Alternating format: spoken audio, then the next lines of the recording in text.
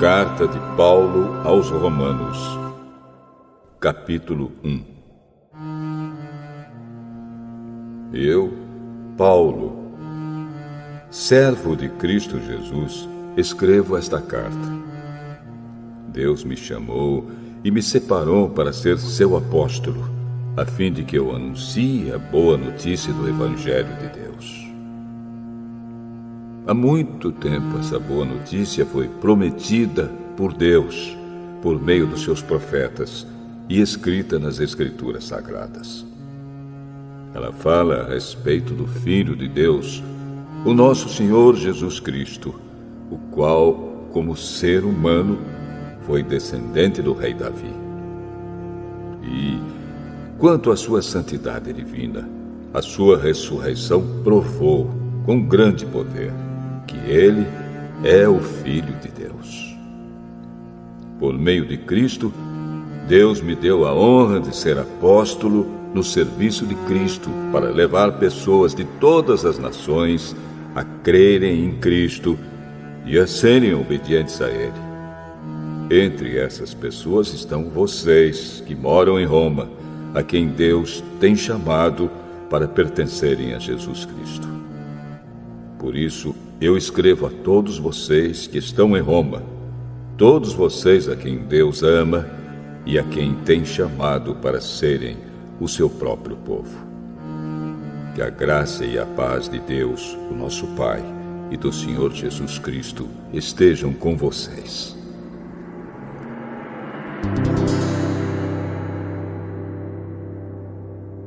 Em primeiro lugar, por meio de Jesus Cristo, dou graças ao meu Deus por todos vocês, pois no mundo inteiro se ouve falar a respeito da fé que vocês têm.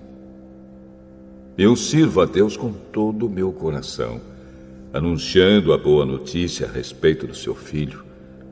Deus é testemunha de que digo a verdade.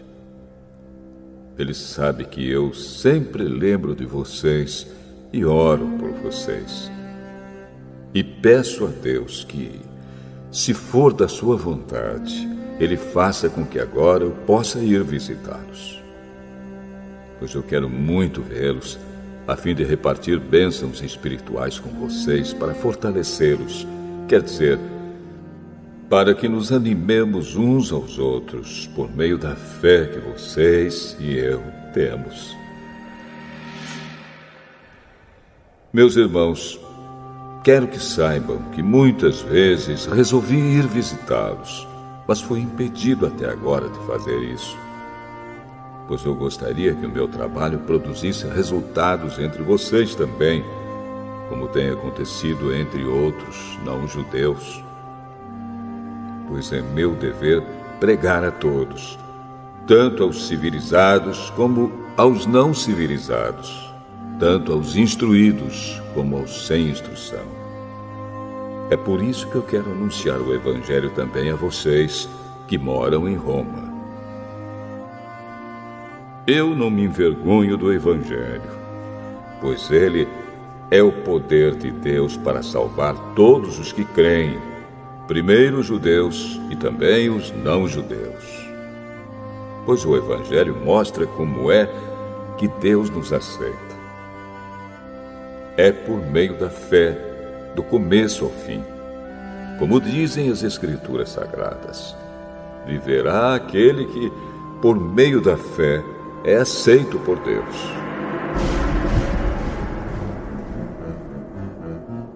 Do céu, Deus revela a sua ira contra todos os pecados e todas as maldades das pessoas que, por meio das suas más ações, não deixam que os outros conheçam a verdade a respeito de Deus. Deus castiga essas pessoas porque o que se pode conhecer a respeito de Deus está bem claro para elas, pois foi o próprio Deus que lhes mostrou isso. Desde que Deus criou o mundo, as suas qualidades invisíveis, isto é, o seu poder eterno e a sua natureza divina, têm sido vistas claramente. Os seres humanos podem ver tudo isso nas coisas que Deus tem feito e, portanto, Eles não têm desculpa nenhuma. Eles sabem quem Deus é, mas não lhe dão a glória que ele merece e não lhe são agradecidos. Pelo contrário, os seus pensamentos se tornaram tolos e a sua mente vazia está coberta de escuridão. Eles dizem que são sábios, mas são tolos. Em vez de adorarem ao Deus imortal, adoram ídolos que se parecem com seres humanos, ou com pássaros, ou com animais de 4 patas, ou com animais que se arrastam pelo chão. Por isso Deus entregou os seres humanos aos desejos do coração deles, para fazerem coisas sujas e para terem relações vergonhosas uns com os outros. Eles trocam a verdade sobre Deus pela mentira e adoram e servem as coisas que Deus criou, em vez de adorarem e servirem o próprio Criador, que deve ser louvado para sempre. Amém. Por causa das coisas que essas pessoas fazem, Deus as entregou a paixões vergonhosas. Pois até as mulheres trocam as relações naturais pelas que são contra a natureza. E também os homens deixam as relações naturais com as mulheres e se queimam de paixão uns pelos outros. Homens têm relações vergonhosas uns com os outros e por isso recebem em si mesmos o castigo que merecem por causa dos seus erros. E, como não querem saber do verdadeiro conhecimento a respeito de Deus, ele entregou os seres humanos aos seus maus pensamentos, de modo que eles fazem o que não devem. Estão cheios de todo tipo de perversidade, maldade, ganância, vícios, ciúmes, crimes de morte, brigas, mentiras e malícia. Caluniam e falam mal uns dos outros. Têm ódio de Deus e são atrevidos, orgulhosos e vaidosos. Inventam maneiras de fazer o mal. Desobedecem aos pais. São imorais. Não cumprem a palavra. Não têm amor por ninguém e não têm pena dos outros. Eles sabem que o mandamento de Deus diz que aqueles que fazem essas coisas merecem a morte. Mas mesmo assim continuam a fazê-las e, pior ainda, aprovam os que fazem as mesmas coisas que eles fazem.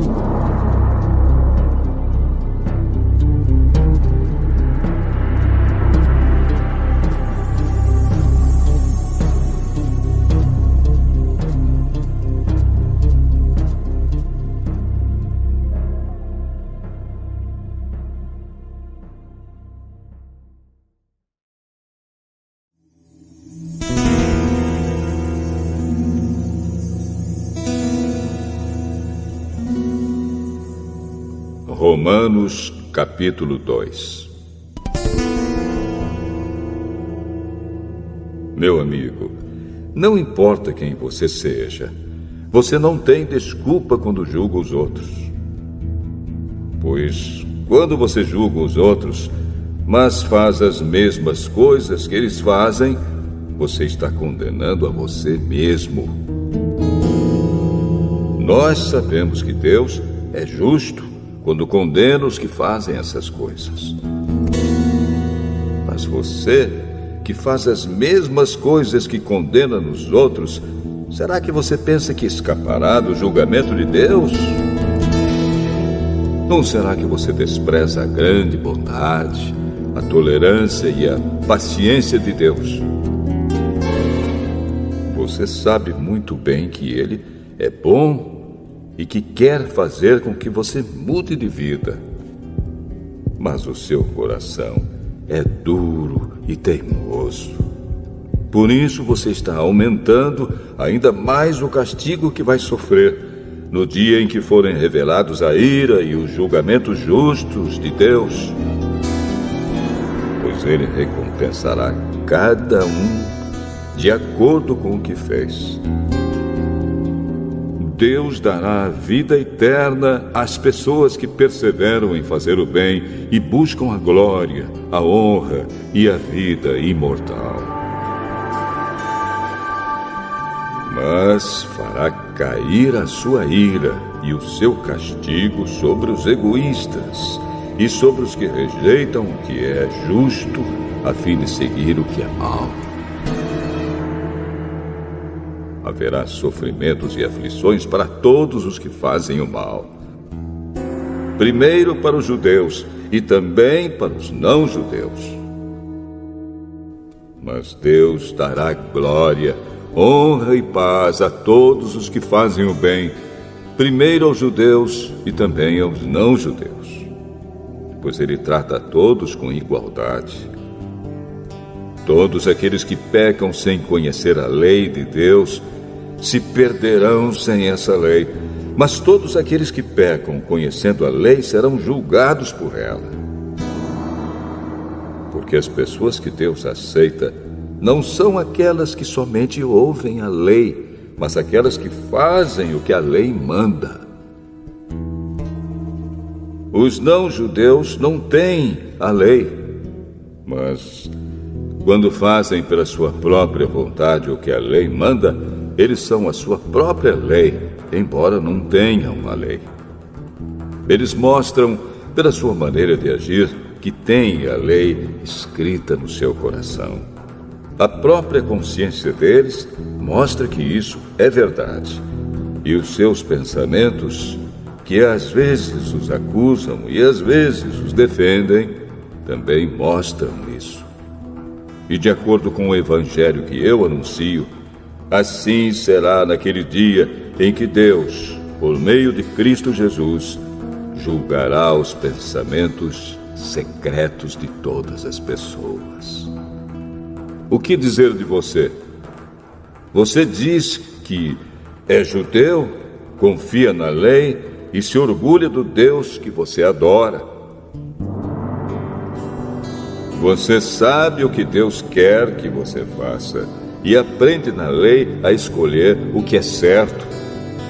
Você tem a certeza de que é guia dos cegos, luz para os que estão na escuridão, orientador dos que não têm instrução e professor dos jovens. Você está certo de que encontra na lei a apresentação completa do conhecimento e da verdade.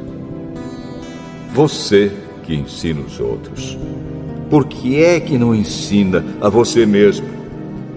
Se afirma que não se deve roubar, por que é que você mesmo rouba?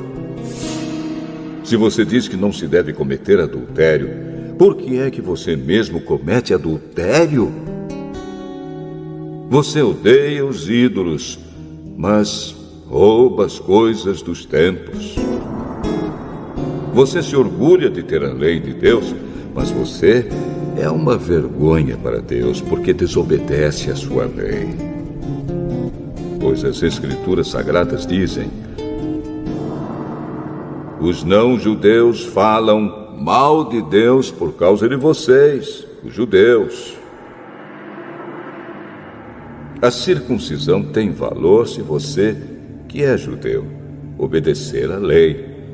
Porém, se não obedecer, é como se você não tivesse sido circuncidado. E se um homem que não foi circuncidado obedecer aos mandamentos da lei, Deus o tratará como se ele fosse circuncidado. Assim vocês, judeus, serão condenados pelos não-judeus, pois vocês desobedecem à lei, apesar de terem essa lei escrita e de serem circuncidados, enquanto que os não-judeus obedecem à lei, embora não sejam circuncidados. Portanto, eu pergunto: quem é judeu de fato e circuncidado de verdade. É claro que não é aquele que é judeu somente por fora e circuncidado só no corpo.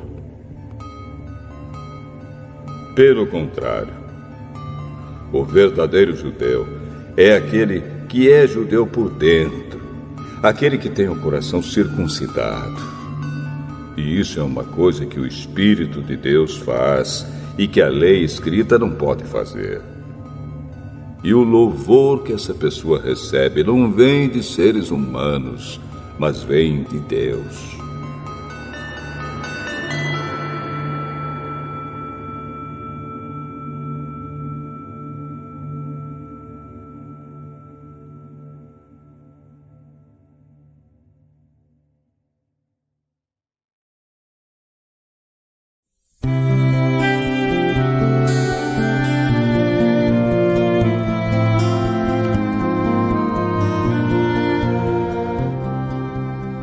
Romanos, capítulo 3. Então, qual é a vantagem de ser judeu?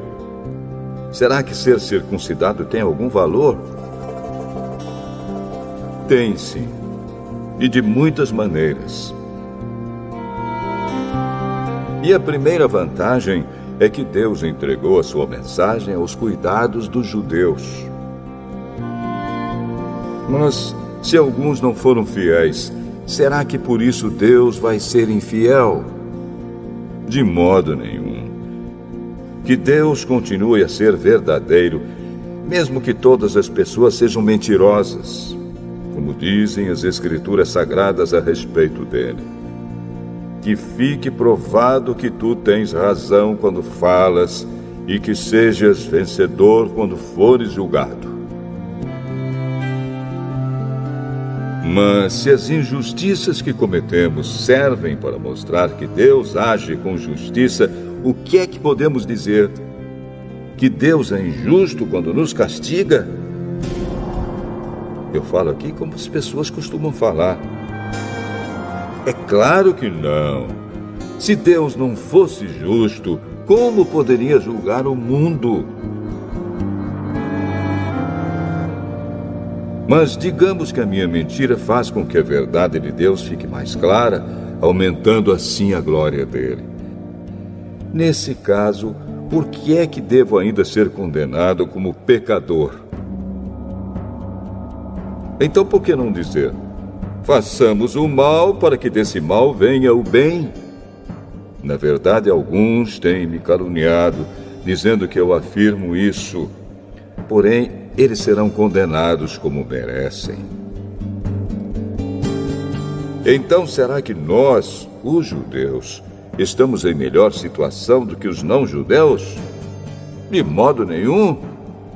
Já mostrei que todos, judeus e não-judeus, estão debaixo do poder do pecado. Como dizem as Escrituras Sagradas, não há uma só pessoa que faça o que é certo. Não há ninguém que tenha juízo. Não há ninguém que adore a Deus. Todos se desviaram do caminho certo. Todos se perderam. Não há mais ninguém que faça o bem. Não há ninguém mesmo. Todos mentem e enganam sem parar. Da língua deles saem mentiras perversas e dos seus lábios saem palavras de morte, como se fossem veneno de cobra. A boca deles está cheia de terríveis maldições. Eles se apressam para matar. Por onde passam, deixam a destruição e a desgraça. Não conhecem o caminho da paz e não aprenderam a temer a Deus. Nós sabemos que tudo o que a lei diz é dito para os que vivem debaixo da lei. Isso a fim de que todos parem de se justificar e a fim de que todas as pessoas do mundo fiquem debaixo do julgamento de Deus. Pois ninguém é aceito por Deus por fazer o que a lei manda, porque a lei faz com que as pessoas saibam que são pecadoras. Mas agora, Deus já mostrou que o meio pelo qual Ele aceita as pessoas não tem nada a ver com a lei. A lei de Moisés e os profetas dão testemunho do seguinte: Deus aceita as pessoas por meio da fé que elas têm em Jesus Cristo. É assim que Ele trata todos os que creem, pois não existe nenhuma diferença entre as pessoas. Todos pecaram e estão afastados da presença gloriosa de Deus. Mas, pela sua graça e sem exigir nada, Deus aceita todos por meio de Cristo Jesus, que os salva.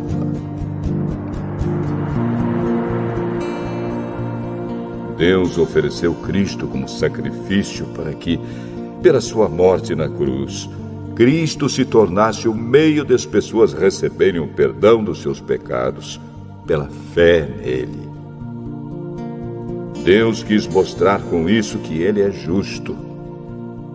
No passado, Ele foi paciente e não castigou as pessoas por causa dos seus pecados. Mas agora, pelo sacrifício de Cristo, Deus mostra que é justo. Assim, Ele é justo e aceita os que creem em Jesus. Será que temos motivo para ficarmos orgulhosos? De modo nenhum. E por que não? Será que é porque obedecemos à lei? Não, não é. É porque cremos em Cristo. Assim percebemos que a pessoa é aceita por Deus pela fé e não por fazer o que a lei manda. Ou será que Deus é somente Deus dos judeus? Será que não é também Deus dos não-judeus? Claro que é. Deus é um só e aceitará os judeus na base da sua fé e também aceitará os não-judeus por meio da fé que eles têm.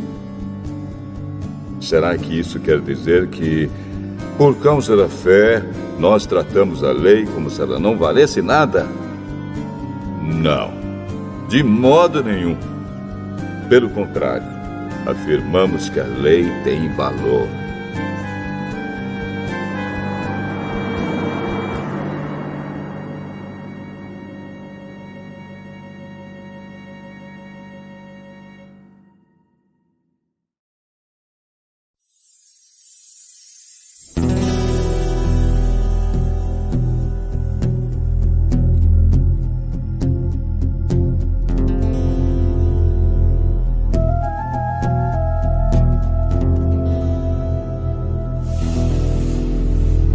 Romanos, capítulo 4.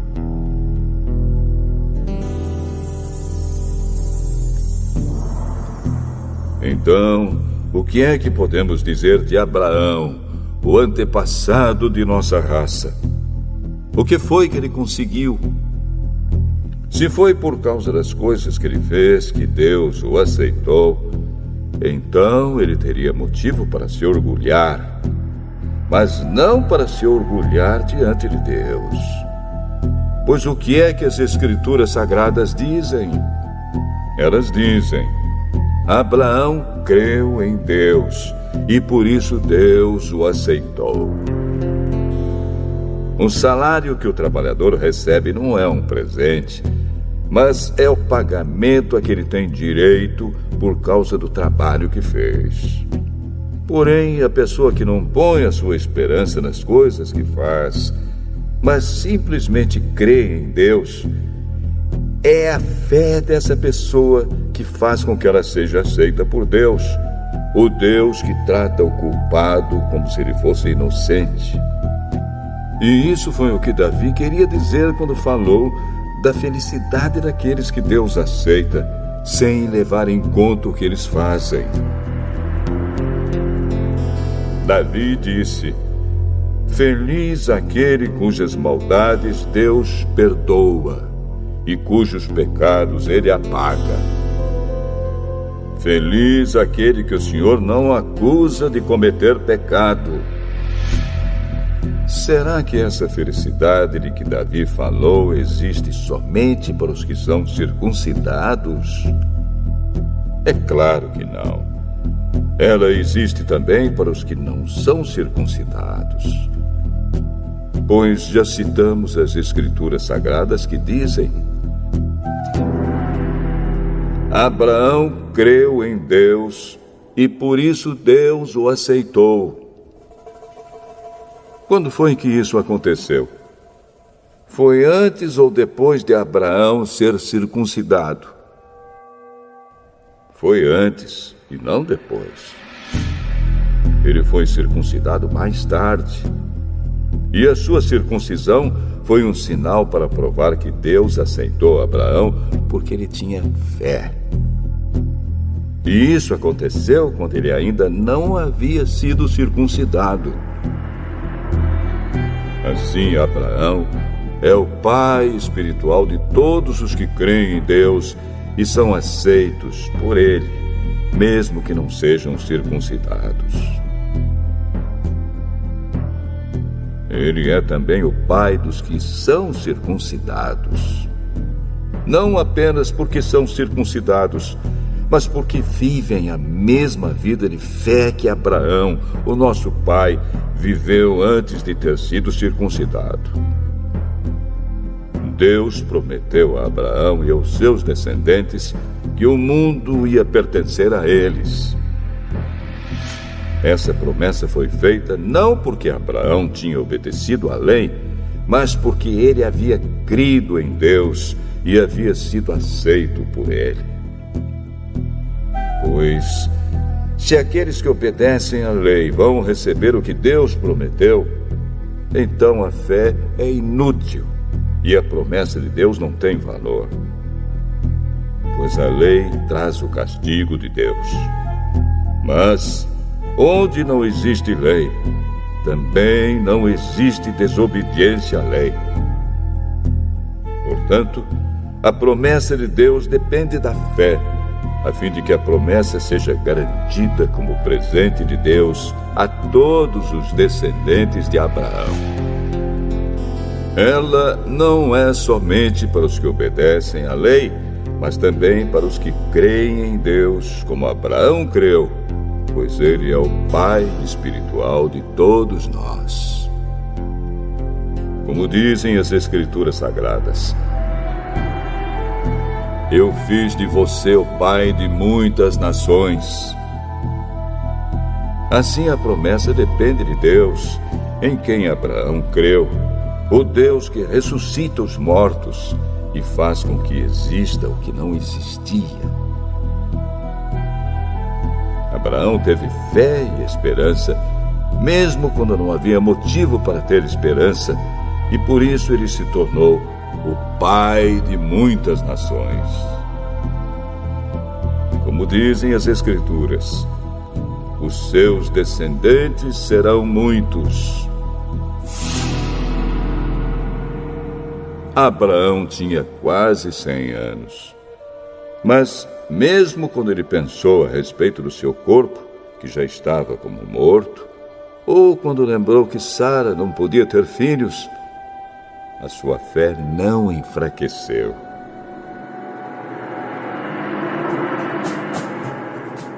Abraão não perdeu a fé, nem duvidou da promessa de Deus. A sua fé o encheu de poder, e ele louvou a Deus porque tinha toda a certeza de que Deus podia fazer o que havia prometido. Por isso, Abraão, por meio da fé, foi aceito por Deus. As palavras "foi aceito" não falam somente dele. Falam também de nós, que seremos aceitos. Nós, os que cremos em Deus, o qual ressuscitou Jesus, o nosso Senhor. Jesus foi entregue para morrer por causa dos nossos pecados e foi ressuscitado, a fim de que nós fôssemos aceitos por Deus.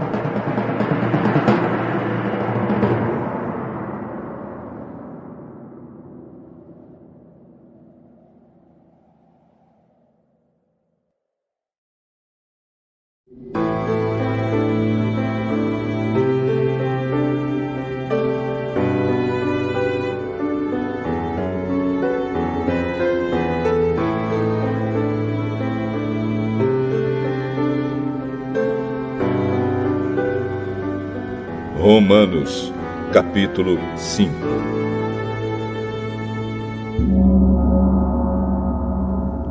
Agora que fomos aceitos por Deus pela nossa fé nele, temos paz com Ele por meio do nosso Senhor Jesus Cristo.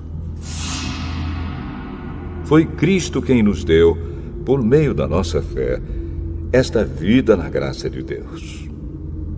E agora continuamos firmes nessa graça e nos alegramos na esperança de participar da glória de Deus. E também nos alegramos nos sofrimentos, pois sabemos que os sofrimentos produzem a paciência. A paciência traz a aprovação de Deus e essa aprovação cria a esperança. Essa esperança não nos deixa decepcionados, pois Deus derramou seu amor no nosso coração por meio do Espírito Santo que Ele nos deu. De fato, quando não tínhamos força espiritual, Cristo morreu pelos maus no tempo escolhido por Deus. Dificilmente alguém aceitaria morrer por uma pessoa que obedece às leis. Pode ser que alguém tenha coragem para morrer por uma pessoa boa. Mas Deus nos mostrou o quanto nos ama. Cristo morreu por nós quando ainda vivíamos no pecado. E agora que fomos aceitos por Deus por meio da morte de Cristo na cruz, é mais certo ainda que ficaremos livres, por meio dele, do castigo de Deus. Nós éramos inimigos de Deus, mas ele nos tornou seus amigos por meio da morte do seu Filho. E agora que somos amigos de Deus, é mais certo ainda que seremos salvos pela vida de Cristo. E não somente isso, mas também nós nos alegramos por causa daquilo que Deus fez por meio do nosso Senhor Jesus Cristo, que agora nos tornou amigos de Deus. O pecado entrou no mundo por meio de um só homem, e o seu pecado trouxe consigo a morte. Como resultado, a morte se espalhou por toda a raça humana, porque todos pecaram. Antes da lei ser dada, já existia o pecado no mundo. Porém, quando não existe lei, Deus não leva em conta o pecado. Mas, desde o tempo de Adão até Moisés, a morte dominou todos os seres humanos, mesmo os que não pecaram como Adão, quando ele desobedeceu à ordem de Deus. Adão era a figura daquele que havia de vir. Mas existe uma diferença entre o pecado de Adão e o presente que Deus nos dá. De fato, muitos morreram por causa do pecado de um só homem, mas a graça de Deus é muito maior. E Ele dá a salvação gratuitamente a muitos, por meio da graça de um só homem, que é Jesus Cristo. E existe uma diferença entre aquilo que Deus dá e o pecado de um só homem. Porque, no caso do pecado, a condenação veio por causa de um só pecado. Porém, no caso da salvação, Deus perdoa os que têm cometido muitos pecados, embora não mereçam esse perdão. É verdade que, por causa de um só homem e por meio do seu pecado, a morte começou a dominar a raça humana. Mas o resultado do que foi feito por um só homem, Jesus Cristo, é muito maior. E todos aqueles que Deus aceita e que recebem como presente a sua imensa graça, reinarão na nova vida por meio de Cristo.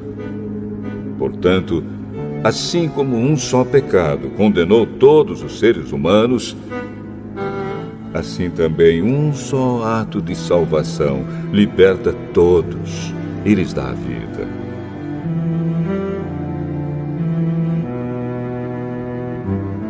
E assim como muitos seres humanos se tornaram pecadores por causa da desobediência de um só homem, assim também muitos serão aceitos por Deus por causa da obediência de um só homem.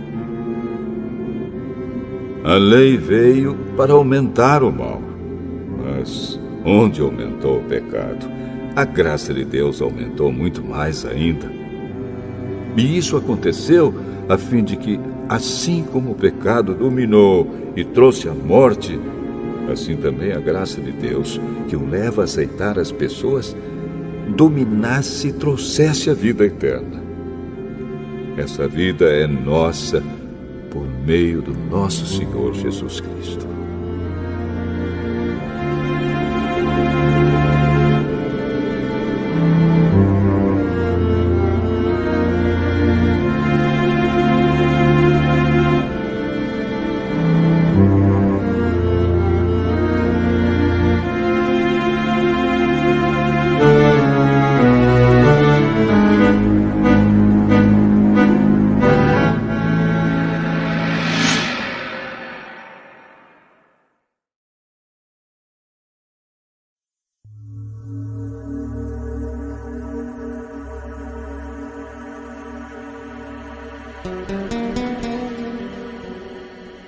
Romanos capítulo 6.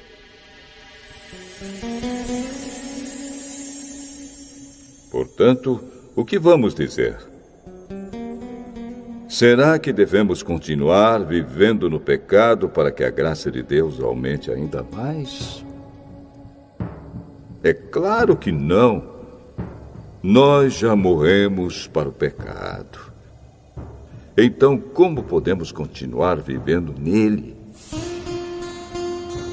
Com certeza vocês sabem que, quando fomos batizados para ficarmos unidos com Cristo Jesus, fomos batizados para ficarmos unidos também com a sua morte.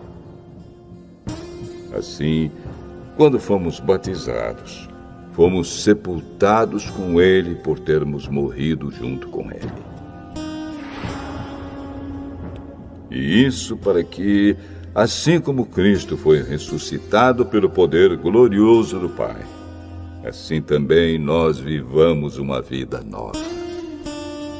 Pois, se fomos unidos com ele por uma morte igual à dele, assim também seremos unidos com ele por uma ressurreição igual à dele.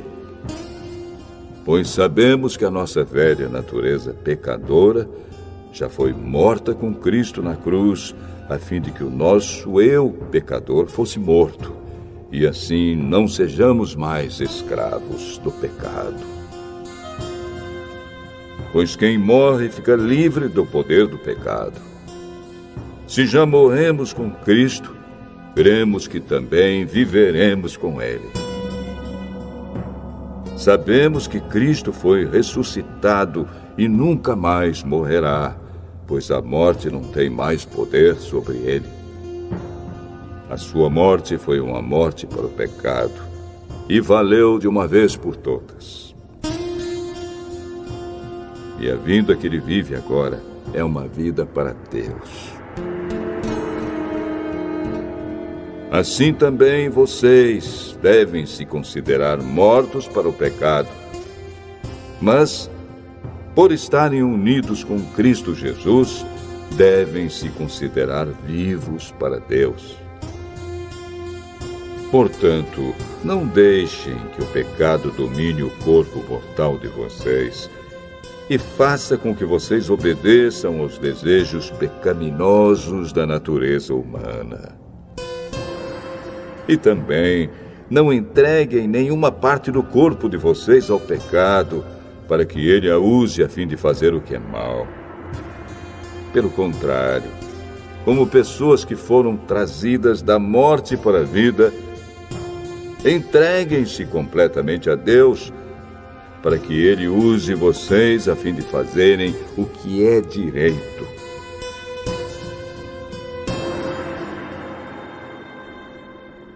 O pecado não dominará vocês, pois vocês não são mais controlados pela lei, mas pela graça de Deus. O que é que isso quer dizer? Vamos continuar pecando porque não somos mais controlados pela lei, mas pela graça de Deus? É claro que não. Pois vocês sabem muito bem que, quando se entregam a alguma pessoa para serem escravos dela, são de fato escravos dessa pessoa a quem vocês obedecem. Assim sendo, vocês podem obedecer ao pecado que produz a morte, ou podem obedecer a Deus e ser aceitos por Ele. Mas damos graças a Deus porque vocês, que antes eram escravos do pecado, agora já obedecem de todo o coração às verdades que estão nos ensinamentos que receberam. Vocês foram libertados do pecado e se tornaram escravos de Deus para fazer o que é direito. Falo com palavras bem simples, porque vocês ainda são fracos. No passado, vocês se entregaram inteiramente como escravos da imoralidade e da maldade para servir o mal. Entreguem-se agora inteiramente como escravos daquilo que é direito, para viver uma vida dedicada a Deus.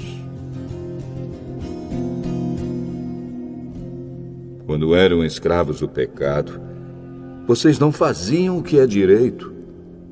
Porém, o que é que vocês receberam de bom quando faziam aquelas coisas de que agora têm vergonha? Pois o resultado de tudo aquilo é a morte. Mas agora vocês foram libertados do pecado e são escravos de Deus. Com isso, vocês ganham uma vida completamente dedicada a Ele. E o resultado é que vocês terão a vida eterna. Pois o salário do pecado é a morte, mas o presente gratuito de Deus é a vida eterna que temos em união com Cristo Jesus, o nosso Senhor.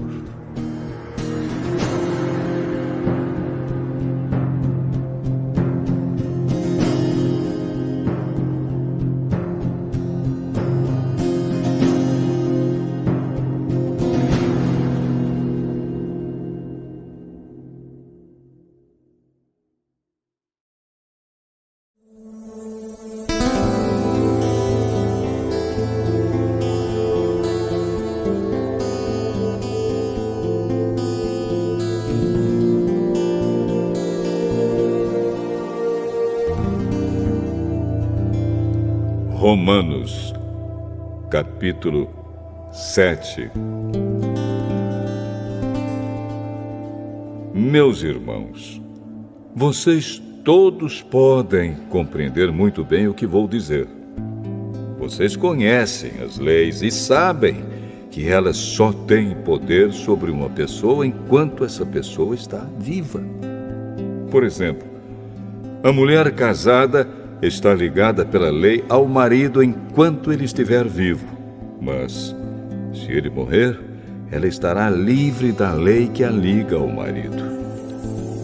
De modo que, se ela viver com outro homem enquanto o marido estiver vivo, ela será chamada de adúltera. Mas, se o marido morrer, ela estará legalmente livre e não cometerá adultério se casar com outro homem. O mesmo acontece com vocês, meus irmãos. Do ponto de vista da lei, vocês também já morreram, pois são parte do corpo de Cristo. E agora pertencem a Ele, que foi ressuscitado para que nós possamos viver uma vida útil no serviço de Deus. Pois, quando vivíamos de acordo com a nossa natureza humana, os maus desejos despertados pela lei agiam em todo o nosso ser e nos levavam para a morte. Porém, agora estamos livres da lei porque já morremos para aquilo que nos mantinha prisioneiros. Por isso somos livres para servir a Deus, não da maneira antiga, obedecendo à lei escrita, mas da maneira nova, obedecendo ao Espírito de Deus. O que vamos dizer então? Que a própria lei é pecado? É claro que não. Mas foi a lei que me fez saber o que é pecado. Pois eu não saberia o que é a cobiça se a lei não tivesse dito: não cobice. Porém, o pecado se aproveitou dessa lei para despertar em mim todo tipo de cobiça. Porque, se não existe a lei, o pecado é uma coisa morta. Pois houve um tempo em que eu não conhecia a lei e estava vivo. Mas, quando fiquei conhecendo o mandamento, o pecado começou a viver e eu morri. E o próprio mandamento que me devia trazer a vida me trouxe a morte. Porque o pecado, aproveitando a oportunidade dada pelo mandamento, me enganou. E por meio do mandamento, me matou. Assim a lei vem de Deus. E o mandamento também vem de Deus. Diz o que é certo e é bom. Então será que o que é bom me levou à morte? É claro que não. Foi o pecado que fez isso. Pois o pecado, usando o que é bom, me trouxe a morte para que ficasse bem claro aquilo que o pecado realmente é. E assim, por meio do mandamento, o pecado se mostrou mais terrível ainda. Sabemos que a lei é divina, mas eu sou humano e fraco e fui vendido ao pecado para ser seu escravo. Eu não entendo o que faço, pois não faço o que gostaria de fazer. Pelo contrário, faço justamente aquilo que odeio. Se faço o que não quero, isso prova que reconheço que a lei diz o que é certo. E isso mostra que, de fato, já não sou eu quem faz isso, mas o pecado que vive em mim é que faz. Pois eu sei que aquilo que é bom não vive em mim, isto é, na minha natureza humana, porque, mesmo tendo dentro de mim a vontade de fazer o bem, eu não consigo fazê-lo. Pois não faço o bem que quero, mas justamente o mal que não quero fazer é que eu faço. Mas, se faço o que não quero, já não sou eu quem faz isso, mas o pecado que vive em mim é que faz. Assim eu sei que o que acontece comigo é isto. Quando quero fazer o que é bom, só consigo fazer o que é mal. Dentro de mim, eu sei que gosto da lei de Deus. Mas vejo uma lei diferente agindo naquilo que faço. Uma lei que luta contra aquela que a minha mente aprova. Ela me torna prisioneiro da lei do pecado que age no meu corpo. Como sou infeliz! Quem me livrará deste corpo que me leva para a morte? Que Deus seja louvado, pois Ele fará isso por meio do nosso Senhor Jesus Cristo. Portanto, esta é a minha situação. No meu pensamento, eu sirvo a lei de Deus, mas na prática, sirvo a lei do pecado.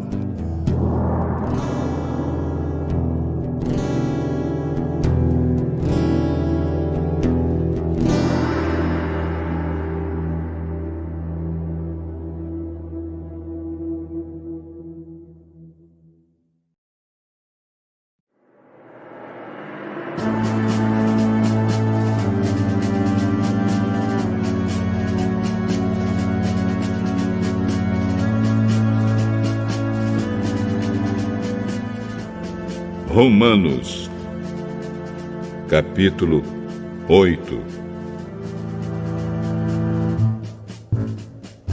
Agora, já não existe nenhuma condenação para as pessoas que estão unidas com Cristo Jesus.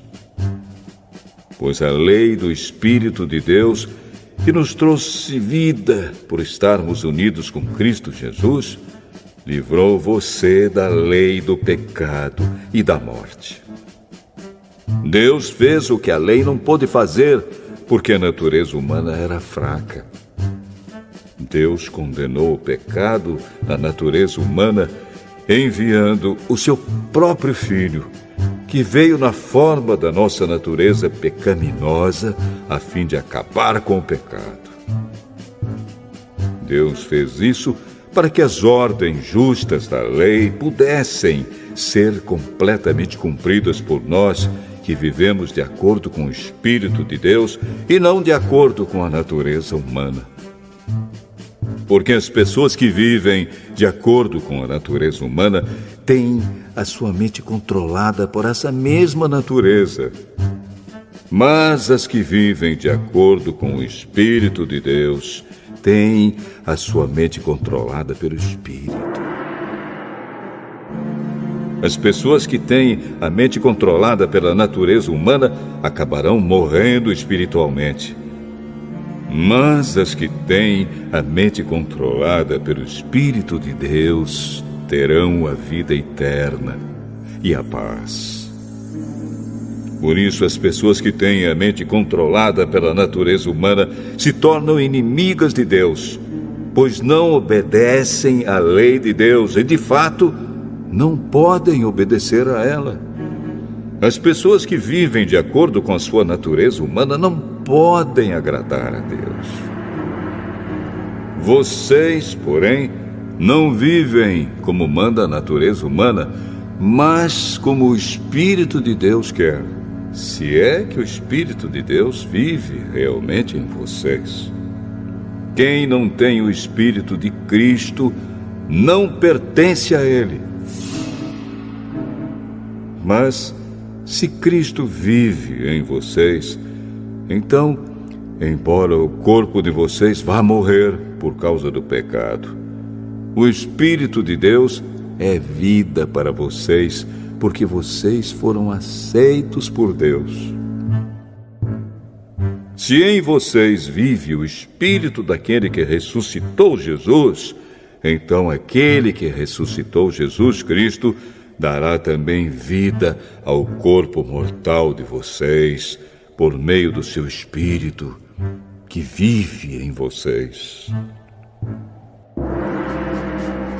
Portanto, meus irmãos, nós temos uma obrigação, que é a de não vivermos de acordo com a nossa natureza humana. Porque, se vocês viverem de acordo com a natureza humana, vocês morrerão espiritualmente. Mas, se pelo Espírito de Deus vocês matarem as suas ações pecaminosas, vocês viverão espiritualmente. Pois aqueles que são guiados pelo Espírito de Deus são filhos de Deus.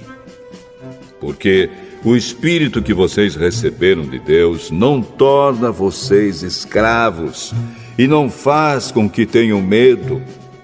Pelo contrário, o Espírito torna vocês filhos de Deus. E pelo poder do Espírito dizemos com fervor a Deus: Pai, meu Pai. O Espírito de Deus se une com o nosso espírito para afirmar que somos filhos de Deus. Nós somos seus filhos e por isso receberemos as bênçãos que Ele guarda para o seu povo e também receberemos com Cristo aquilo que Deus tem guardado para Ele. Porque se tomamos parte nos sofrimentos de Cristo, também tomaremos parte na sua glória. Eu penso que o que sofremos durante a nossa vida não pode ser comparado, de modo nenhum, com a glória que nos será revelada no futuro. O universo todo espera com muita impaciência o momento em que Deus vai revelar o que os seus filhos realmente são. Pois o universo se tornou inútil, não pela sua própria vontade, mas porque Deus quis que fosse assim. Porém, existe esta esperança. Um dia, o próprio universo ficará livre do poder destruidor que o mantém escravo e tomará parte na gloriosa liberdade dos filhos de Deus. Pois sabemos que até agora o universo todo geme e sofre como uma mulher que está em trabalho de parto. E não somente o universo, mas nós, que temos o Espírito Santo como o primeiro presente que recebemos de Deus, nós também gememos dentro de nós mesmos, enquanto esperamos que Deus faça com que sejamos seus filhos e nos liberte completamente. Pois foi por meio da esperança que fomos salvos. Mas, se já estamos vendo aquilo que esperamos, então isso não é mais uma esperança. Pois quem é que fica esperando por alguma coisa que está vendo? Porém, se estamos esperando alguma coisa que ainda não podemos ver, então esperamos com paciência. Assim também, o Espírito de Deus vem nos ajudar na nossa fraqueza. Pois não sabemos como devemos orar, mas o Espírito de Deus, com gemidos que não podem ser explicados por palavras, pede a Deus em nosso favor. E Deus, que vê o que está dentro do coração, sabe qual é o pensamento do Espírito. Porque o Espírito pede em favor do povo de Deus e pede de acordo com a vontade de Deus. Pois sabemos que todas as coisas trabalham juntas para o bem daqueles que amam a Deus, daqueles a quem Ele chamou de acordo com o seu plano.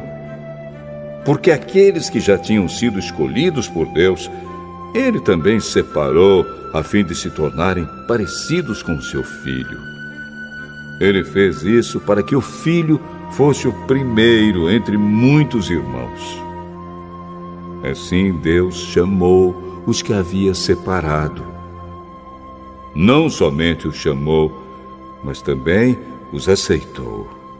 E não somente os aceitou, mas também repartiu a sua glória com eles. Diante de tudo isso, o que mais podemos dizer? Se Deus está do nosso lado, quem poderá nos vencer? Ninguém! Porque Ele nem mesmo deixou de entregar o próprio Filho, mas o ofereceu por todos nós. Se Ele nos deu o seu Filho, será que não nos dará também todas as coisas? Quem acusará aqueles que Deus escolheu? Ninguém! Porque o próprio Deus declara que eles não são culpados. Será que alguém poderá condená-los? Ninguém! Pois foi Cristo Jesus quem morreu, ou melhor, quem foi ressuscitado e está à direita de Deus. E Ele pede a Deus em favor de nós. Então, quem pode nos separar do amor de Cristo? Serão os sofrimentos, as dificuldades, a perseguição, a fome, a pobreza, o perigo ou a morte? Como dizem as Escrituras Sagradas, por causa de ti estamos em perigo de morte o dia inteiro. Somos tratados como ovelhas que vão para o matadouro. Em todas essas situações temos a vitória completa por meio daquele que nos amou. Pois eu tenho a certeza de que nada pode nos separar do amor de Deus. Nem a morte, nem a vida, nem os anjos, nem outras autoridades ou poderes celestiais, nem o presente, nem o futuro, nem o mundo lá de cima, nem o mundo lá de baixo. Em todo o universo não há nada que possa nos separar do amor de Deus, que é nosso por meio de Cristo Jesus, o nosso Senhor.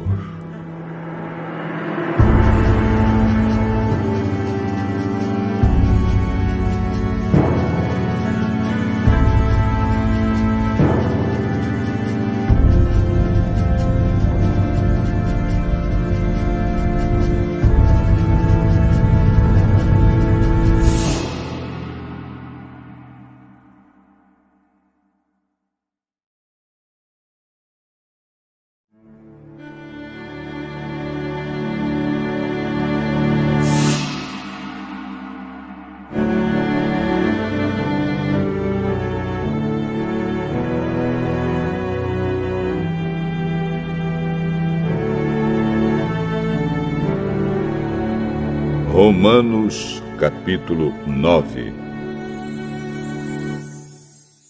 O que eu digo é verdade. Sou de Cristo e não minto. Pois a minha consciência, que é controlada pelo Espírito Santo, também me afirma que não estou mentindo. Sinto uma grande tristeza e uma dor sem fim no coração por causa do meu povo, que é a minha raça e meu sangue. Para o bem desse povo, eu mesmo poderia desejar receber a maldição de Deus e ficar separado de Cristo. Eles são um povo escolhido por Deus. Ele os tornou seus filhos e repartiu a sua glória com eles.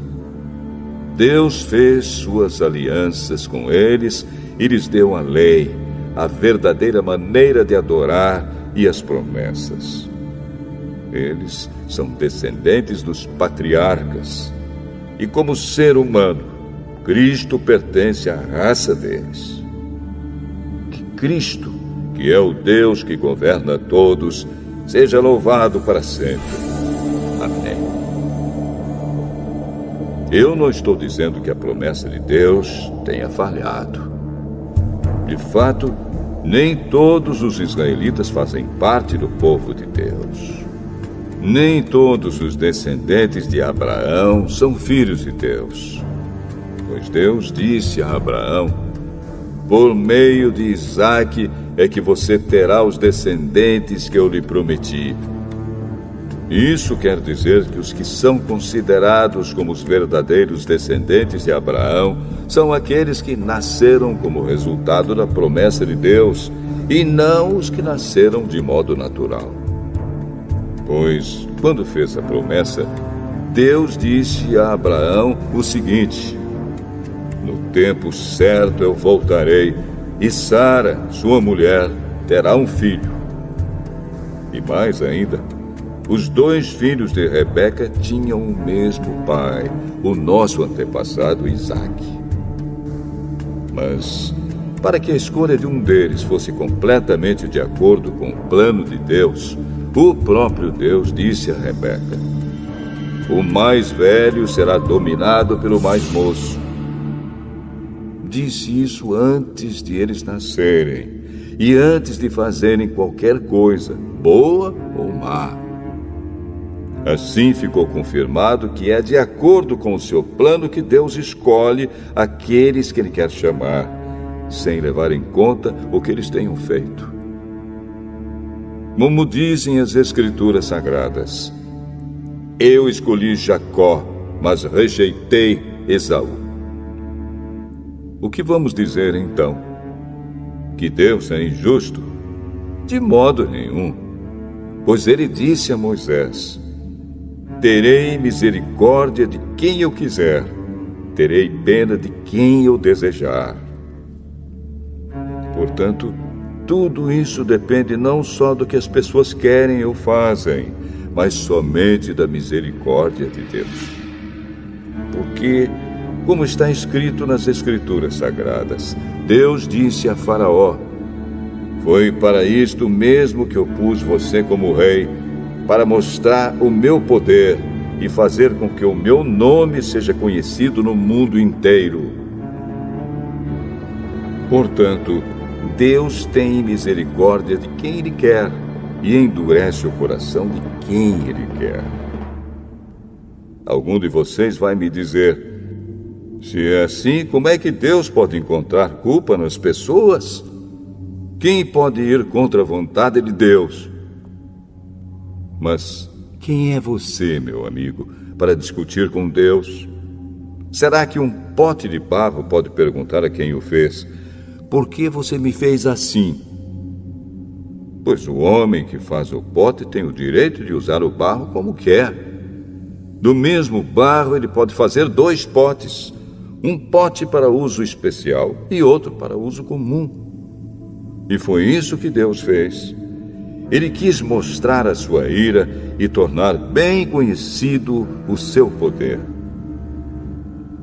Assim suportou com muita paciência os que mereciam o castigo e que iam ser destruídos. Ele quis também mostrar como é grande a sua glória, que Ele derramou sobre nós, que somos aqueles de quem Ele teve pena e a quem Ele já havia preparado para receberem a sua glória.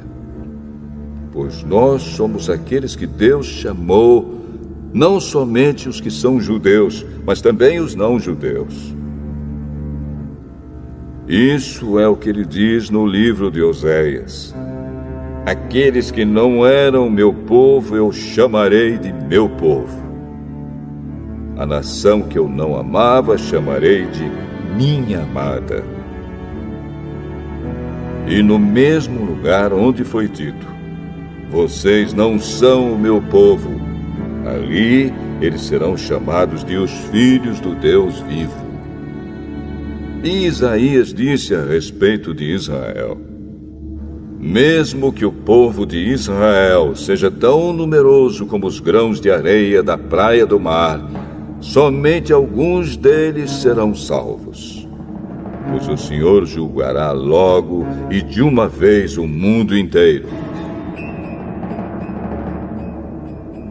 Como o próprio Isaías tinha dito antes: se o Senhor Todo-Poderoso não nos tivesse deixado alguns descendentes, seríamos agora como a cidade de Sodoma, estaríamos destruídos como Gomorra. O que vamos dizer então? Vamos dizer isto: os não-judeus que não procuravam ser aceitos por Deus foram aceitos por meio da fé. Porém, o povo de Israel, que procurava uma lei para ser aceito por Deus, não encontrou o que estava procurando. E por que não? Porque eles procuravam alcançar isso por meio das suas ações e não por meio da fé. Eles tropeçaram na pedra de tropeço, como dizem as Escrituras Sagradas. Vejam, estou colocando em Sião uma pedra em que eles vão tropeçar, a rocha que vai fazê-los cair.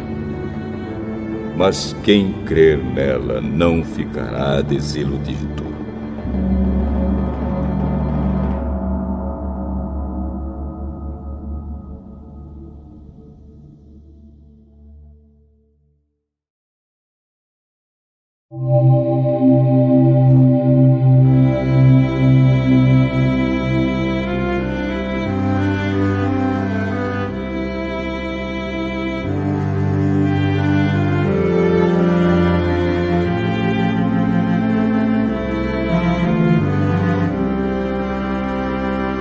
Romanos, capítulo 10.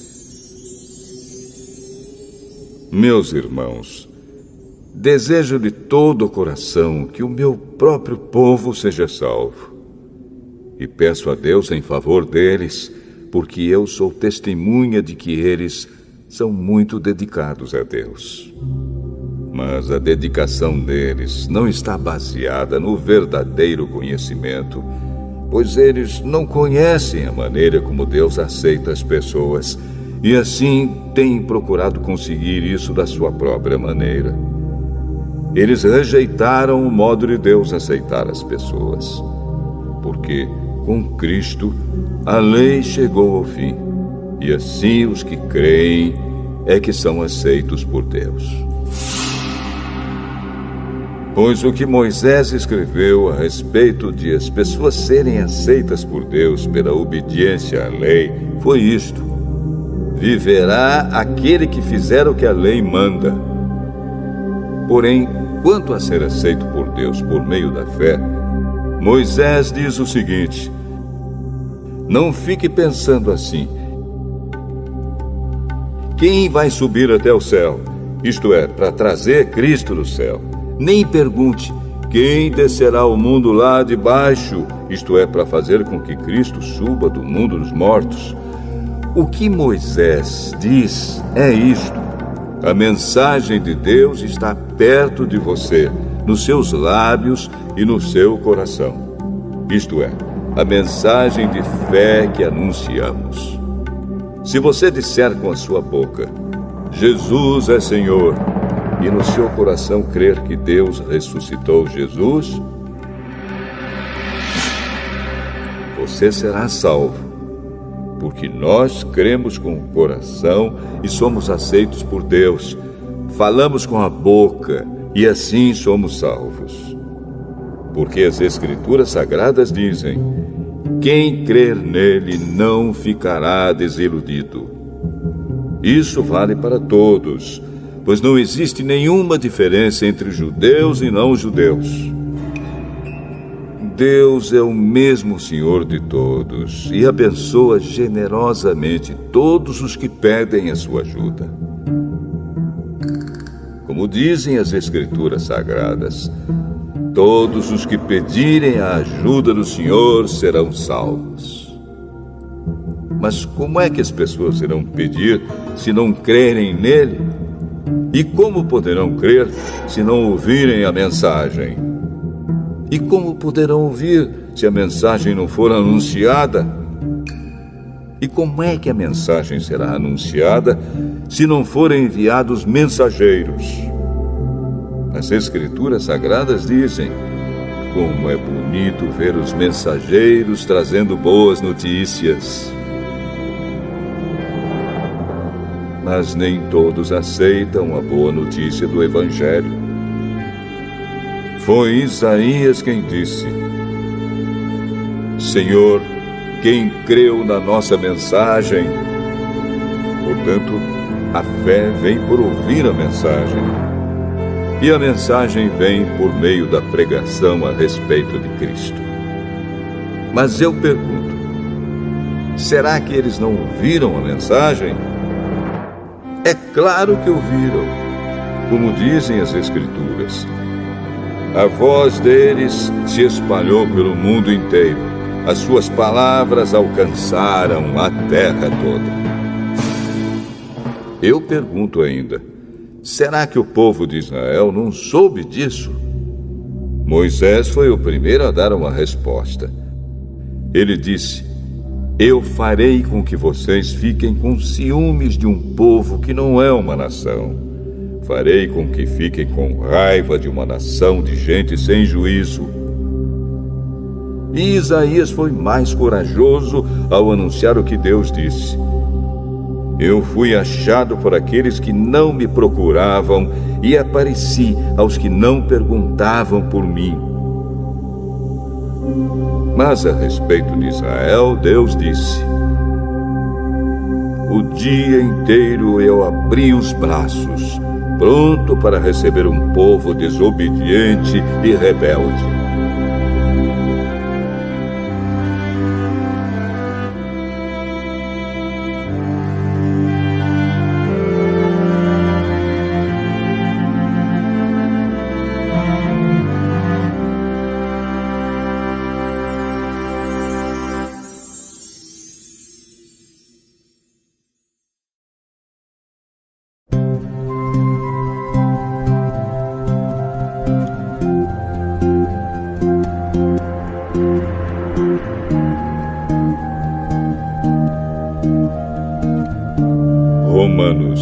capítulo 11.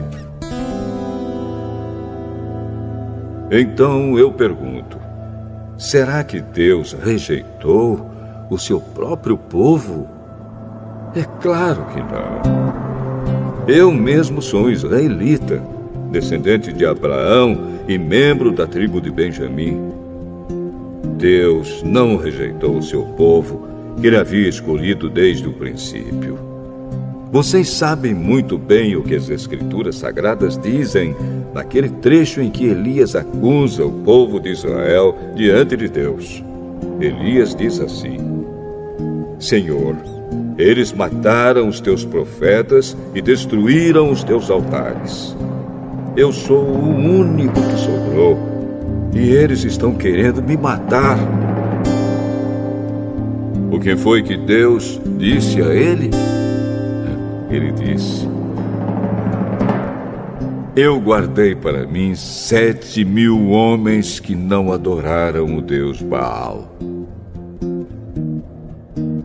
A mesma coisa também acontece agora. Isto é, por causa da graça de Deus, ainda existe um pequeno número daqueles que ele escolheu. Essa escolha se baseia na graça de Deus e não no que eles fizeram. Porque se a escolha de Deus se baseasse no que as pessoas fazem, então a sua graça não seria a verdadeira graça. E isso quer dizer que não foi o povo de Israel que encontrou o que estava procurando. Quem encontrou foi apenas um pequeno grupo que Deus escolheu. Os outros não quiseram ouvir o chamado de Deus. Como dizem as Escrituras Sagradas, Deus endureceu o coração e a mente deles, deu-lhes olhos que não podem ver e ouvidos que não podem ouvir até o dia de hoje. E Davi disse que nas suas festas eles sejam apanhados e enganados, que eles caiam e sejam castigados. Oh Deus, faze com que eles fiquem cegos e que fiquem sempre curvados debaixo do peso das suas dificuldades. Agora eu pergunto: quando os judeus tropeçaram, será que eles caíram para nunca mais se levantarem? É claro que não. Mas porque eles pecaram, a salvação veio para os não-judeus, para fazer com que os judeus ficassem com ciúmes deles. O pecado dos judeus trouxe grandes bênçãos para o mundo, e a sua pobreza espiritual trouxe ricas bênçãos para os não-judeus. Então, quando se completar o número de judeus que voltarão para Deus, as bênçãos serão muito maiores ainda. Agora estou falando a vocês que não são judeus. Enquanto eu for o apóstolo dos não-judeus, terei orgulho do meu trabalho. Talvez eu possa fazer com os que são da minha própria raça fiquem com ciúmes, e assim seja possível salvar alguns deles. Porque, quando os judeus foram rejeitados, o resto do mundo se tornou amigo de Deus. O que acontecerá então quando eles forem aceitos? Os que estiverem mortos receberão a vida. Pois, se o primeiro pão assado depois da colheita é dedicado a Deus, isso quer dizer que todos os outros pães também são dedicados a Ele. E se as raízes de uma árvore são oferecidas a Deus, os galhos também são dele. Alguns galhos da oliveira cultivada foram quebrados, e um galho de oliveira brava foi enxertado nela. Pois vocês, os não-judeus, são como aquela oliveira brava, e agora tomam parte na força e na riqueza espiritual dos judeus. Portanto, vocês não devem desprezar os galhos que foram quebrados. Como é que vocês podem estar orgulhosos? Vocês são somente galhos. Não são vocês que sustentam a raiz. É a raiz que sustenta vocês. Porém, vocês dirão: sim, mas os galhos foram quebrados a fim de darem lugar para nós. Isso é verdade. Mas lembrem que eles foram quebrados porque não creram. No entanto, vocês continuam na oliveira porque creem. E não tenham orgulho disso. Pelo contrário, tenham medo.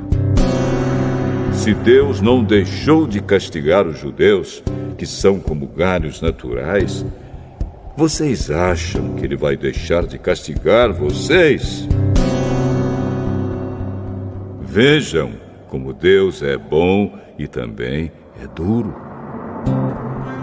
Ele é duro para os que caíram e bom para vocês, se continuarem sempre confiando na bondade dele.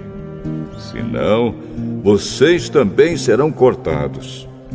E se os judeus abandonarem a sua descrença, serão enxertados na oliveira cultivada, pois Deus pode enxertá-los de novo. Vocês, os não-judeus, são como aquele galho de oliveira brava que foi cortado e enxertado contra a natureza na oliveira cultivada. Os judeus são como essa oliveira cultivada.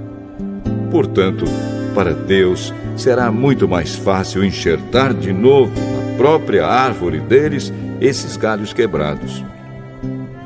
Meus irmãos, quero que vocês conheçam uma verdade secreta para que não pensem que são muito sábios.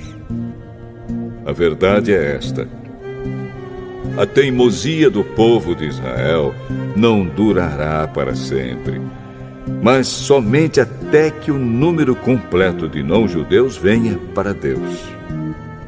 É assim que todo o povo de Israel será salvo.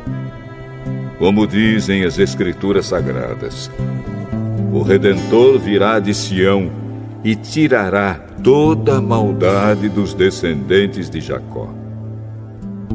Eu, o Senhor, farei esta aliança com eles quando tirar os seus pecados. Os judeus rejeitaram o Evangelho e por isso são inimigos de Deus, para o bem de vocês, os não-judeus. Mas, pela escolha de Deus, eles são amigos dele, por causa dos patriarcas. Porque Deus não muda de ideia a respeito de quem ele escolhe e abençoa. Mas, no passado, vocês que não são judeus, desobedeceram a Deus. Porém, agora, vocês receberam a misericórdia de Deus por causa da desobediência dos judeus. Assim, por causa da misericórdia que vocês receberam, os judeus agora desobedecem a Deus, para que eles também possam receber agora a misericórdia dele. Pois Deus fez com que todos se tornassem prisioneiros da desobediência, a fim de mostrar misericórdia a todos. Como são grandes as riquezas de Deus! Como são profundos o seu conhecimento e a sua sabedoria! Quem pode explicar as suas decisões? Quem pode entender os seus planos? Como dizem as Escrituras Sagradas, quem pode conhecer a mente do Senhor? Quem é capaz de lhe dar conselhos? Quem já deu alguma coisa a Deus para receber dele algum pagamento? Pois todas as coisas foram criadas por ele, e tudo existe por meio dele e para ele. Glória a Deus para sempre. Amém.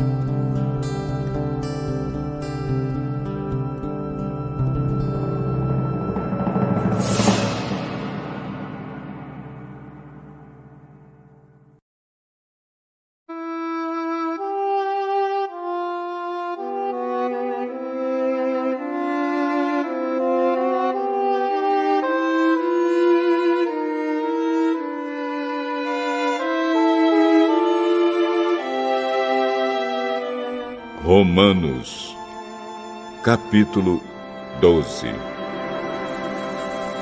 Portanto, meus irmãos, por causa da grande misericórdia divina, peço que vocês se ofereçam completamente a Deus como um sacrifício vivo, dedicado ao seu serviço e agradável a Ele. Esta é a verdadeira adoração que vocês devem oferecer a Deus. Não vivam como vivem as pessoas deste mundo, mas deixem que Deus os transforme por meio de uma completa mudança da mente de vocês. Assim vocês conhecerão a vontade de Deus, isto é, aquilo que é bom, perfeito e agradável a Ele. Por causa da bondade de Deus para comigo, me chamando para ser apóstolo, eu digo a todos vocês que não se achem melhores do que realmente são. Pelo contrário, pensem com humildade a respeito de vocês mesmos, e cada um julgue a si mesmo conforme a fé que Deus lhe deu. Porque, assim como em um só corpo temos muitas partes, e todas elas têm funções diferentes, assim também nós, embora sejamos muitos, somos um só corpo por estarmos unidos com Cristo. E todos estamos unidos uns com os outros como partes diferentes de um só corpo. Portanto, usemos os nossos diferentes dons de acordo com a graça que Deus nos deu. Se o dom que recebemos é o de anunciar a mensagem de Deus, façamos isso de acordo com a fé que temos. Se é o dom de servir, então devemos servir. Se é o de ensinar, então ensinemos. Se é o dom de animar os outros, então animemos. Quem reparte com os outros o que tem, que faça isso com generosidade. Quem tem autoridade, que use a sua autoridade com todo cuidado. Quem ajuda os outros, que ajude com alegria. Que o amor de vocês não seja fingido. Odeiem o mal e sigam o que é bom. Amem uns aos outros com o amor de irmãos em Cristo e se esforcem para tratar uns aos outros com respeito. Trabalhem com entusiasmo e não sejam preguiçosos. Sirvam o Senhor com o coração cheio de fervor. Que a esperança que vocês têm os mantenha alegres. Aguentem com paciência os sofrimentos e orem sempre. Repartam com os irmãos necessitados o que vocês têm e recebam os estrangeiros nas suas casas. Peçam que Deus abençoe os que perseguem vocês. Sim, peçam que Ele abençoe e não que amaldiçoe. Alegrem-se com os que se alegram e chorem com os que choram. Tenham por todos o mesmo cuidado. Não sejam orgulhosos, mas aceitem serviços humildes. Que nenhum de vocês fique pensando que é sábio. Não paguem a ninguém o mal com o mal. Procurem agir de tal maneira que vocês recebam a aprovação dos outros. No que depender de vocês, façam todo o possível para viver em paz com todas as pessoas. Meus queridos irmãos, nunca se vinguem de ninguém. Pelo contrário, deixem que seja Deus quem dê o castigo, pois as Escrituras Sagradas dizem: eu me vingarei, eu acertarei contas com eles, diz o Senhor. Mas façam como dizem as Escrituras. Se o seu inimigo estiver com fome, dê comida a ele. Se estiver com sede, dê água. Porque assim você o fará queimar de remorso e vergonha. Não deixem que o mal vença vocês, mas vençam o mal com o bem.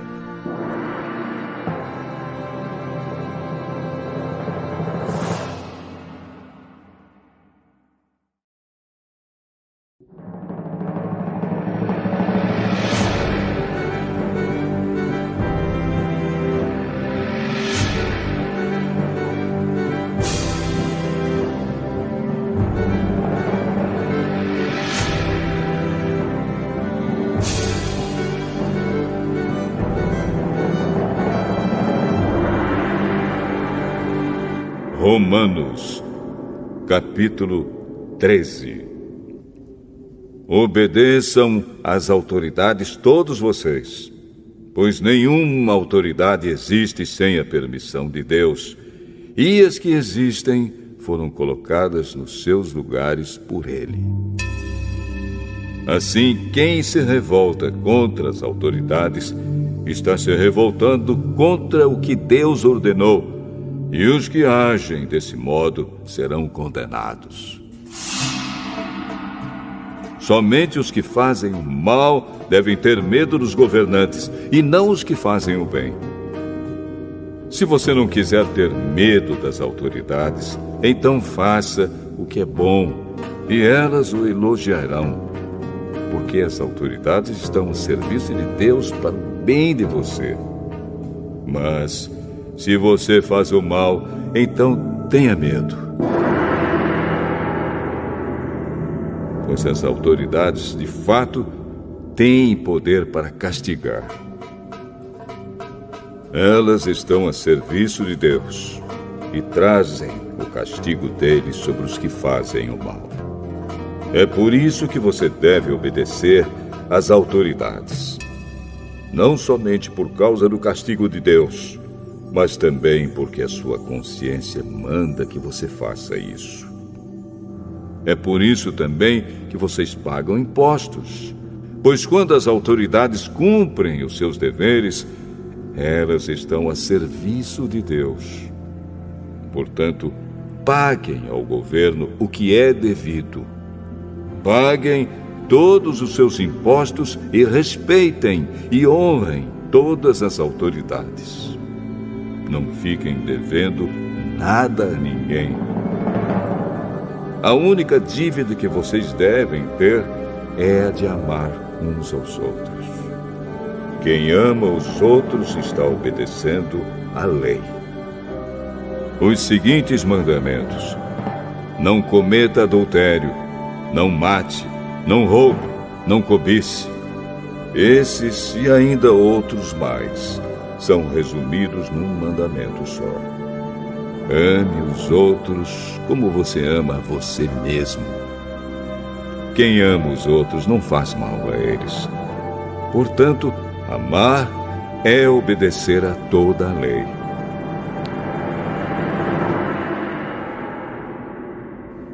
Vocês precisam fazer todas essas coisas porque sabem em que tempo nós estamos vivendo.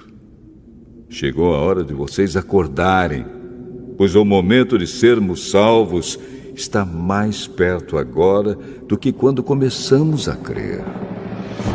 A noite está terminando e o dia vem chegando. Por isso, paremos de fazer o que pertence à escuridão e peguemos as armas espirituais para lutar na luz. Vivamos decentemente, como pessoas que vivem na luz do dia.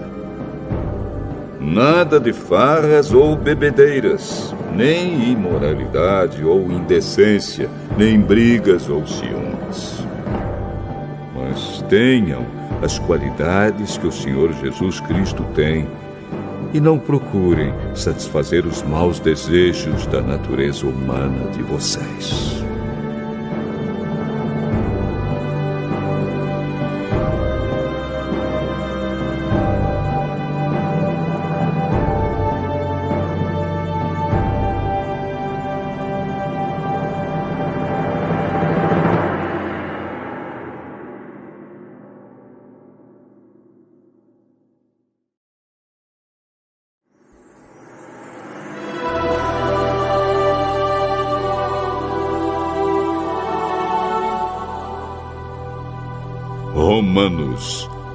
capítulo 14.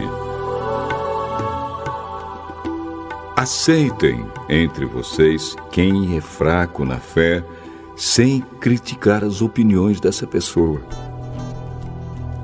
Por exemplo, algumas pessoas creem que podem comer de tudo, mas quem é fraco na fé come somente verduras e legumes. Quem come de tudo não deve desprezar quem não faz isso.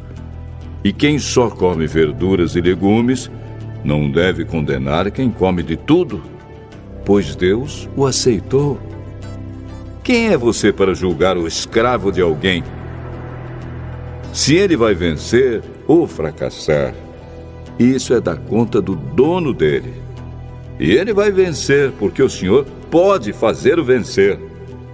Algumas pessoas pensam que certos dias são mais importantes do que outros, enquanto que outras pessoas pensam que todos os dias são iguais.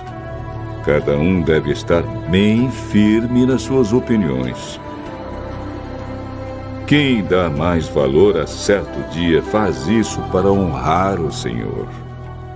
E também quem come de tudo faz isso para honrar o Senhor, pois agradece a Deus o alimento. E quem evita comer certas coisas faz isso para honrar o Senhor e dar graças a Deus. Porque nenhum de nós vive para si mesmo, e nenhum de nós morre para si mesmo. Se vivemos, é para o Senhor que vivemos. E se morremos, também é para o Senhor que morremos. Assim, tanto se vivemos como se morremos, somos do Senhor. Pois Cristo morreu e viveu de novo para ser o Senhor tanto dos mortos como dos vivos. Portanto, por que é que você, que só come verduras e legumes, condena o seu irmão? E você que come de tudo, por que despreza o seu irmão? Pois todos nós estaremos diante de Deus para sermos julgados por Ele. É isto que as Escrituras Sagradas dizem. Juro pela minha vida, diz o Senhor, que todos se ajoelharão diante de mim e todos afirmarão que eu sou Deus. Assim, cada um de nós prestará contas de si mesmo a Deus. Por isso, paremos de criticar uns aos outros. Pelo contrário, cada um de vocês resolva não fazer nada que leve o seu irmão a tropeçar ou cair em pecado. Por estar unido com o Senhor Jesus, eu estou convencido de que nada é impuro em si mesmo. Mas, se alguém pensa que alguma coisa é impura, então ela fica impura para ele. Se você faz com que um irmão fique triste por causa do que você come, então você não está agindo com amor. Não deixe que a pessoa por quem Cristo morreu se perca por causa da comida que você come. Não deem motivo para os outros falarem mal daquilo que vocês acham bom, pois o reino de Deus não é uma questão de comida ou de bebida, mas de viver corretamente, em paz e com a alegria que o Espírito Santo dá. E quem serve a Cristo dessa maneira, agrada a Deus e é aprovado por todos. Por isso, procuremos sempre as coisas que trazem a paz e que nos ajudam a fortalecer uns aos outros na fé. Por uma questão de comida, não destrua o que Deus fez. Todos os alimentos podem ser comidos, mas é errado comer alguma coisa quando isso faz com que outra pessoa caia em pecado. O que está certo é não comer carne, não beber vinho, nem fazer qualquer outra coisa que leve um irmão a cair em pecado.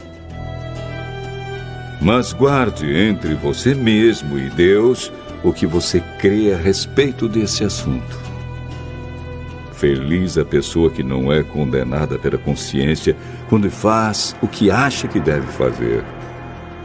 Mas quem tem dúvidas a respeito do que come é condenado por Deus quando come, pois aquilo que ele faz não se baseia na fé. E o que não se baseia na fé é pecado.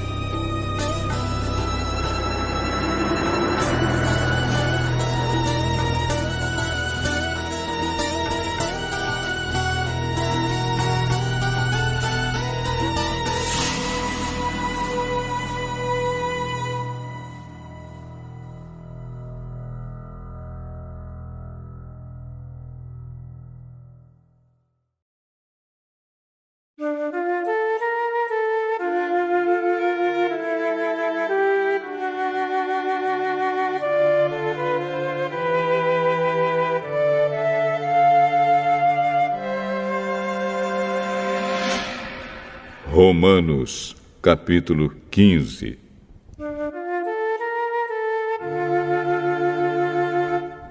Nós que somos fortes na fé, devemos ajudar os fracos a carregarem as suas cargas e não devemos agradar a nós mesmos. Pelo contrário, cada um de nós deve agradar o seu irmão para o bem dele, a fim de que ele cresça na fé. Pois nem o próprio Cristo procurou agradar a si mesmo. Pelo contrário, como dizem as Escrituras Sagradas, as ofensas daqueles que te insultaram caíram sobre mim. Porque tudo o que está nas Escrituras foi escrito para nos ensinar, a fim de que tenhamos esperança por meio da paciência e da coragem que as Escrituras nos dão. Que Deus, que é quem dá paciência e coragem, ajude vocês a viverem bem uns com os outros, seguindo o exemplo de Cristo Jesus. E isso para que vocês, todos juntos, como se fossem uma só pessoa, louvem ao Deus e Pai do nosso Senhor Jesus Cristo. Portanto, aceitem uns aos outros para a glória de Deus, assim como Cristo aceitou vocês. Pois eu lhes digo que Cristo se tornou servo dos judeus a fim de mostrar que Deus é fiel, para fazer com que se cumprissem as promessas feitas por Deus aos patriarcas, e para fazer com que os não-judeus louvassem a Deus pela sua bondade. Como dizem as Escrituras Sagradas, por isso eu te louvarei entre os que não são judeus e cantarei louvores a ti. Elas dizem também, vocês que não são judeus, alegrem-se com o povo escolhido de Deus. E dizem ainda, todos os que não são judeus, louvem o Senhor, que todos os povos o louvem. E também Isaías diz, virá um descendente do rei Davi, filho de Jessé. Ele aparecerá para governar os que não são judeus, e eles terão esperança nele. Que Deus, que nos dá essa esperança, encha vocês de alegria e de paz, por meio da fé que vocês têm nele, a fim de que a esperança de vocês aumente pelo poder do Espírito Santo. Meus irmãos, estou certo de que vocês estão cheios de bondade, sabem tudo o que é preciso saber e são capazes de dar conselhos uns aos outros. Porém, nesta carta, me atrevi a escrever com toda franqueza, para fazer com que vocês lembrem de coisas que já sabem. Eu escrevi assim por causa do privilégio que Deus me deu de ser servo de Cristo Jesus para trabalhar em favor dos que não são judeus. Eu sirvo como sacerdote ao anunciar o Evangelho que vem de Deus. e faço isso para que os não-judeus sejam uma oferta que Deus aceite, dedicada a Ele pelo Espírito Santo. Portanto, por estar unido com Cristo Jesus, posso me orgulhar do serviço que faço para Deus. Eu me atreverei a falar somente do que Cristo tem feito por meio de mim, a fim de levar os não-judeus a obedecerem a Deus. E isso tem sido feito por meio de palavras e de ações, pelo poder de sinais e milagres e pelo poder do Espírito de Deus. Assim, viajando desde Jerusalém até a província da Ilíria, tenho anunciado de modo completo o Evangelho a respeito de Cristo. Para não construir sobre alicerces colocados por outros, tenho me esforçado sempre para anunciar o Evangelho nos lugares onde ainda não se falou de Cristo. Como dizem as Escrituras Sagradas, aqueles que nunca ouviram falar a respeito dele o verão, e os que não tinham ouvido falar sobre ele o entenderão. Por essa razão, muitas vezes eu quis visitá-los, mas isso não me foi possível. Porém, já que terminei o meu trabalho nessas regiões, e como há muitos anos tenho pensado em ver vocês, espero fazer isso agora. Gostaria de vê-los quando fizer a minha viagem para a Espanha. Gostaria também que vocês me ajudassem a ir até lá, depois de eu ter o prazer de estar com vocês por algum tempo. Mas agora vou a Jerusalém a serviço do povo de Deus que vive ali. Pois as igrejas das províncias da Macedônia e da Acaia resolveram dar uma oferta para ajudar as pessoas do povo de Deus em Jerusalém que estão necessitadas. Os próprios cristãos da Macedônia e da Acaia resolveram fazer isso, mas, de fato, eles têm a obrigação de ajudar aqueles necessitados. Os judeus repartiram seus bens espirituais com os que não são judeus, e por isso os não-judeus devem prestar, com seus bens materiais, esse serviço cristão aos judeus. Depois que eu terminar esse trabalho e que entregar toda a oferta que foi recolhida para eles, viajarei para a Espanha e no caminho visitarei vocês. E sei que, quando for visitá-los, levarei comigo muitas bênçãos de Cristo. Eu peço, irmãos, pelo nosso Senhor Jesus Cristo e pelo amor que o Espírito dá, que me ajudem, orando com fervor por mim. Orem para que eu escape das pessoas da Judéia que não creem em Cristo e também para que a ajuda que eu vou levar a Jerusalém seja bem aceita pelo povo de Deus que vive ali. E assim, se Deus quiser, chegarei aí em Roma cheio de alegria e lhes farei uma visita que me dará um novo ânimo. E que Deus, a nossa fonte de paz, esteja com todos vocês. Amém.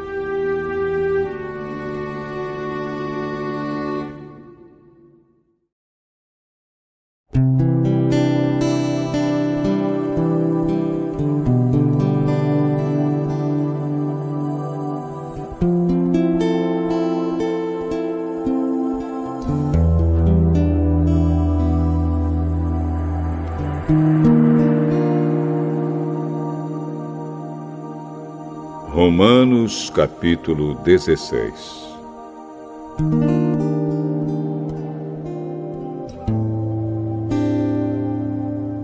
Eu recomendo a vocês a nossa irmã Febe, que é diaconisa da igreja de Cencreia. Recebam essa irmã em nome do Senhor, como deve fazer o povo de Deus. Deem a ela toda a ajuda que precisar, pois ela tem ajudado muita gente e a mim também. Mando saudações a Priscila e ao seu marido Áquila, meus companheiros no serviço de Cristo Jesus. Eles arriscaram a sua vida por mim. Sou muito agradecido a eles. E não somente eu, mas também todas as igrejas dos que não são judeus. Saudações também à igreja que se reúne na casa deles. Saudações ao meu querido amigo Epêneto, que foi o primeiro a crer em Cristo na província da Ásia. Saudações a Maria, que tem trabalhado muito por vocês. Saudações a Andrônico e à irmã Júnia, meus patrícios judeus, que estiveram comigo na prisão. Eles são apóstolos bem conhecidos e se tornaram cristãos antes de mim. Saudações a Ampliato, meu querido irmão no Senhor, e também a Urbano, nosso companheiro de trabalho no serviço de Cristo, e ao meu querido amigo Estaques. Saudações a Apeles, o irmão que tem dado muitas provas da sua fé em Cristo. Saudações ao pessoal da família de Aristóbulo. Saudações a Herodião, meu patrício judeu, e aos irmãos no Senhor da família de Narciso. Saudações a Trifena e a Trifosa, irmãs que trabalham no serviço do Senhor, e à minha querida amiga Pérside, que também tem trabalhado muito para o Senhor. Mando saudações a Rufo, trabalhador que tem se destacado no serviço do Senhor, e à mãe dele, que sempre me tratou como filho. Saudações aos irmãos Asíncrito, Flegonte, Hermes, Pátrobas, Hermas e a todos os irmãos que estão com eles. Saudações a Filólogo e a Júlia, a Nereu e a sua irmã, ao irmão Olimpas e a todas as pessoas do povo de Deus que estão com eles. Cumprimentem uns aos outros com um beijo de irmão. Todas as igrejas de Cristo mandam saudações a vocês. Meus irmãos, peço que tomem cuidado com as pessoas que provocam divisões, que atrapalham os outros na fé e que vão contra o ensinamento que vocês receberam. Afastem-se dessas pessoas, porque os que fazem essas coisas não estão servindo a Cristo, o nosso Senhor, mas a si mesmos. Por meio de conversa macia e com bajulação, eles enganam o coração das pessoas simples.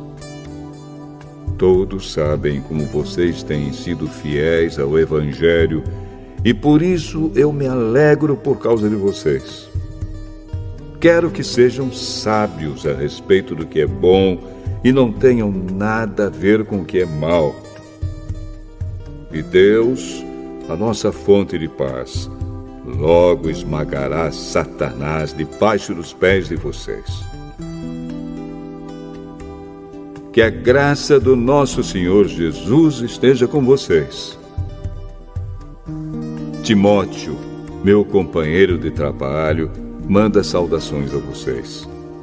Lúcio, Jasão e Sosípatro, meus patrícios judeus, também mandam saudações.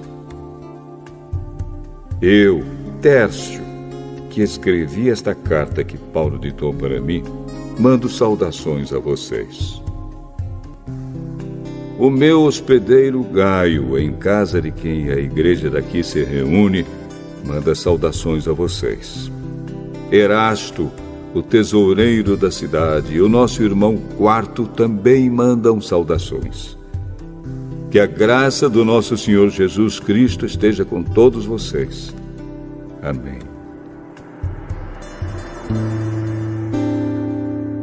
Louvemos a Deus, pois Ele pode conservar vocês firmes na fé, de acordo com o Evangelho que eu anuncio, isto é, a mensagem a respeito de Jesus Cristo. E de acordo também com a verdade secreta que nunca foi revelada no passado. Porém, essa verdade foi revelada agora por meio daquilo que os profetas escreveram.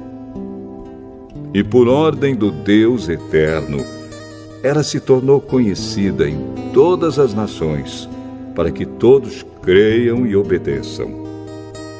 Ao Deus único e sábio seja dada glória para sempre, por meio de Jesus Cristo.